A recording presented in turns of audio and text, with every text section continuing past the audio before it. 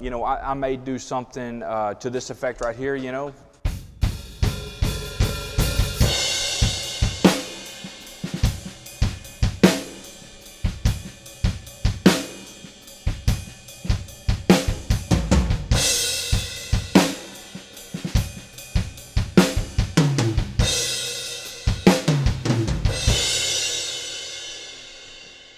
So I may do something like that. Notice I didn't try to come in and do a whole lot with what I was doing, right? I just kept it simple, kept the feel simple, because I have a tendency, even as a drummer, okay, one thing that I love doing, especially in 6/8 timing, is throwing 4/4 fills, okay, over 6/8 timing, because a lot of times, it feels like you're pushing it to go somewhere, right?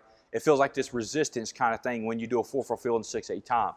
I don't recommend doing that all the time, okay? Because not every song that's going to fit with, not every song that's going to sound good, okay? So you just got to be careful with what you're trying to do. It's like a bass player, going to the 5 instead of the 1 on a build-up, right? Because it creates this pressure and it makes you feel like it's going somewhere.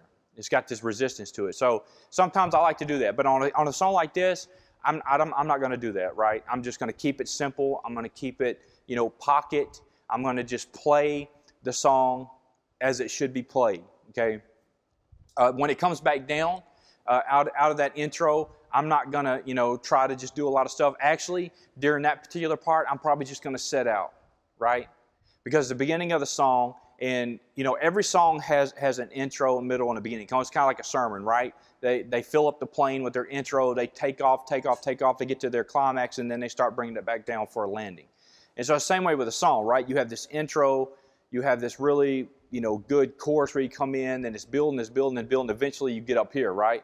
So even though the song started here a little bit and then came back down here, if you stayed up here on the ceiling, you have nowhere else to go.